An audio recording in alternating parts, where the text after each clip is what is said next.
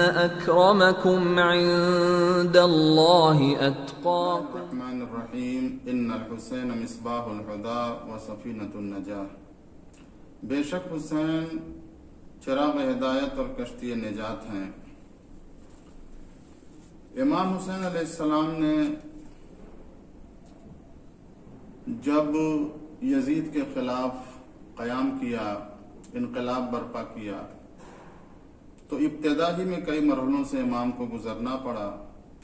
اور آخر میں اپنے جد کے مدینہ کو چھوڑنے کا وقت آیا تو امام نے ایک وصیت مرتب کی اور وصیت لکھ کر کے اپنے بھائی محمد حنفیہ کے سپرد کی۔ اس وصیت میں امام حسین علیہ السلام نے سب سے پہلے اپنے عقائد حقہ کا اعلان کیا ہے۔ اس میں فرماتے ہیں کہ ان الحسین یشہد ان لا الہ الا اللہ وحدہ لا شریک لہ، بے شک حسین گواہی دیتے ہیں کہ اللہ کے علاوہ کوئی معبود نہیں ہے اور اس کا کوئی شریک نہیں ہے۔ اس کے بعد امام نے تمام عقائد حقہ کو، جنت حق ہے، نار حق ہے، ساری چیزوں کو بیان کیا۔ اس کی طرف اس وقت توجہ منظور نہیں ہے۔ اس وقت جو ہم بیان کرنا چاہتے ہیں کہ امام حسین علیہ السلام نے جو انقلاب برپا کیا تھا، آیا خود امام نے اپنا مقصد واضح کیا تھا یا نہیں کیا تھا؟ جو بالکل واضح طور پر ہم کو ملتا ہے کتابوں میں، امام نے جو لکھ کر کے وصیت سپرد کی ہے، اس میں امام نے اپنے مقصد کو بالکل واضح طور پہ بیان کیا ہے۔ اس عبارت کو ہم یہاں پہ نقل کرنا چاہتے ہیں کم وقت میں، تھوڑے سے تبصرے کے ساتھ، کہ انشاءاللہ ہم کو ظاہر سی بات ہے کہ اس سال کورونا کی وجہ سے عزاداری امام حسین علیہ السلام میں وہ شان و شوکت نہ رہی جو گزشتہ سالوں میں رہا کرتی تھی، لیکن انشاءاللہ اللہ تعالیٰ جو ہے اس بلا کو جلد سے جلد مومنین کے سروں سے دور کرے اور ماضی کی طرح سے امام حسین سلام کی عزاداری شان و شوکت اور بامقصد طریقے سے منائی جائے۔ تو امام حسین سلام آگے فرماتے ہیں کہ وَأَنِّي لَمْ أَخْرُجْ أَشْرًا وَلَا بَطْرًا وَلَا مُفْسِدًا وَلَا ظَالِمًا۔ یہاں پہ 4 لفظ آئے ہیں کہ میں جو نکل رہا ہوں یہاں سے، مدینے سے، اور یزید کے خلاف قیام کر رہا ہوں، اس کا مقصد کیا ہے؟ بعد میں آنے والا کوئی یہ نہ کہے کہ یہ امام نے معاذ اللہ حسین نے شرارت کے طور پہ ایسا کیا ہے، یا موج مستی کے لیے نکل پڑے ہیں، یا اس کے علاوہ زمین پہ فساد اور تباہی مچانے کے لیے نکلے ہیں، یا کسی پہ ظلم کرنے کے لیے۔ تو ایسا نہیں ہے۔ امام نے رہتی دنیا تک کے لیے یہ پیغام دے دیا کہ یاد رکھنا، میں نہ شرارت کے لیے نکلا ہوں، نہ موج مستی کے لیے نکلا ہوں، اور نہ زمین پہ فساد پھیلانے کے لیے نکلا ہوں، اور نہ کسی پہ ظلم کرنے کے لیے۔ اب اتنی چیزوں کا انکار کرنے کے بعد امام حسین علیہ السلام نے یہاں پر بالکل واضح انداز میں بیان کیا ہے کہ پھر میں کس لیے نکل رہا ہوں، قیام کر رہا ہوں، انقلاب برپا کر رہا ہوں۔ وَإِنَّمَا خَرَجْتُ لِطَلَبِ الْإِصْلَاحِ، بے شک میں اصلاح کرنے کے لیے نکل رہا ہوں۔ ظاہر سی بات ہے کہ تمام انبیاء الہی، اولیاء الہی اور مصلحین بشریت جو ہیں، وہ سب اسی اصلاح کے لیے کوشش کرتے آئے ہیں اور آج بھی الحمدللہ کر رہے ہیں۔ تو امام حسین علیہ السلام کو جو ذمہ داری اللہ کی طرف سے، رسول اللہ کی طرف سے دی گئی تھی، اس کا یہ تقاضا تھا کہ امام علیہ السلام اپنی ذمہ داری نبھاتے ہوئے امت کی اور بشریت کی اصلاح کی کوشش ضرور کریں اور اپنی ذمہ داری کو نبھائیں۔ لہذا امام فرماتے ہیں کہ انما خرجت لطلب الاصلاح، میں اصلاح کرنے کے لیے جو خرابیاں لازم آ گئی ہیں اس حکومت میں اور اس کے پہلے کی حکومتوں سے، اس امت میں، بشریت میں، اس کی اصلاح کرنے کے لیے، اس کو درست کرنے کے لیے میں نکلا ہوں۔ فی امت جدی اريد ان آمر بالمعروف وانہی عن المنکر، میرا ارادہ ہے، یعنی میں یہ چاہتا ہوں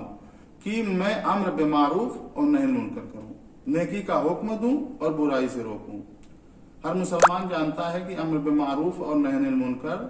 یہ اسلام کے اساسی ترین واجب احکام میں سے ہے، یعنی امر بالمعروف اور نہی عن المنکر کرنا ہر مسلمان پہ واجب ہے، اور یہ ایسے واجبات میں سے ہے کہ اگر یہ دونوں واجبات متروک ہو جائیں، ادا نہ کیے جائیں، تو باقی واجبات بھی پھر آسانی سے حل نہیں ہو پائیں گے، ادا نہیں ہو پائیں گے۔ اس لیے امر بالمعروف اور نہی عن المنکر ہمیشہ برقرار رہنا چاہیے معاشرے میں، اور اس پہ توجہ رکھنی چاہیے۔ جیسا کہ امام حسین السلام فرماتے ہیں کہ میں نیکی کا حکم کرنے کے لیے اور برائی سے روکنے کے لیے نکلا ہوں۔ وَأَسِيرَ بِسِيرَةِ جَدِّي وَأَبِي عَلِيِّ بْنِ أَبِي طالب، اور میں کیا چاہتا ہوں، میں اپنے جد کی سیرت پہ چلنا چاہتا ہوں اور اپنے والد بزرگوار کی سیرت پہ چلنا چاہتا ہوں۔ ظاہر سی بات ہے کہ جو اولیاء الہی ہوتے ہیں وہ سب کی سیرت ایک ہی ہوتی ہے، لیکن موقع محل کے اعتبار سے ہم کو بظاہر متفاوت اور مختلف نظر آتی ہے، لیکن ان کا چونکہ مقصد ایک ہوتا ہے، اسی مقصد کے تحت جب جیسا موقع محل ہوتا ہے وہاں پہ وہ اس کا اقدام کرتے ہیں۔ تو امام حسین السلام نے یہاں پر اپنے جد اور اپنے والد کی سیرت پہ چلنے کے بات کہی ہے۔ یہاں پہ ایک نقطہ قابل ذکر ہے کہ جب امام علی علیہ السلام کو 6 آدمیوں کی شورا میں شامل کر کے یہ کہا گیا تھا کہ آپ کے ہاتھ پہ بیعت کی جاتی ہے، عبد الرحمن ابن عوف نے یہ پیشکش کی تھی سب سے پہلے کہ میں آپ کے ہاتھ پہ بیعت کرتا ہوں علی کتاب اللہ وعلی سنت رسول اللہ، اللہ کی کتاب پر اور سنت رسول اللہ پر اور سنت شیخین پر۔ تو یہ تاریخی حقیقت ہے کہ امام علی علیہ السلام نے فوراً کہا تھا کہ میں کتاب اللہ اور سنت رسول اللہ پر عمل کرنے کے لیے تیار ہوں، لیکن سیرت شیخین پہ عمل کرنے کے لیے تیار نہیں ہوں، میں خود اپنے حساب سے قرآن و سنت کے بعد خود میں اپنے حساب سے عمل کروں گا۔ تو یہاں پر امام حسین علیہ السلام نے اپنے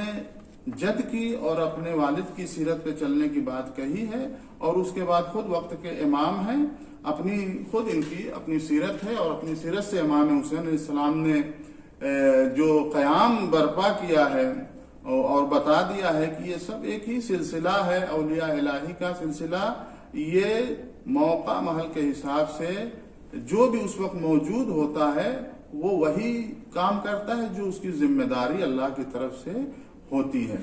تو امام حسین علیہ السلام نے اس وصیت میں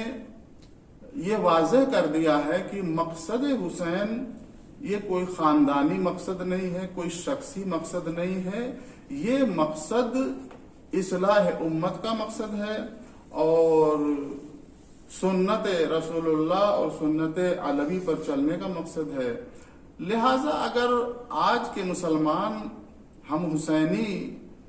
اس بات پہ توجہ رکھیں کہ امام حسین علیہ السلام کی عزاداری کے ساتھ ساتھ اگر ہم معاشرے پہ توجہ نہ کریں، وقت کے یزید پر اور یزیدیت پر، وہی جو صفات شیطانی ہیں اسی کا نام یزیدیت ہے، اس پہ اگر ہم توجہ نہ کریں تو پھر سوچنا پڑے گا کہ ہم کس طرح کے حسینی ہیں کہ امام حسین علیہ السلام کی عزاداری تو خوب مناتے ہیں، لیکن مقصد حسین سے ذرا دوری کا احساس ہوتا ہے کبھی کبھی کہ کہیں ایسا تو نہیں کہ ہم مقصد حسین کو بھول کر عزاداری حسین میں کھو گئے ہیں، اور اس طریقے سے ہم اس بات کو سوچنے پہ مجبور ہیں کہ آیا ہمارا امام یا ہمارے امام ہم سے راضی ہیں یا راضی نہیں ہیں۔ والسلام علی من اتبع الہدی۔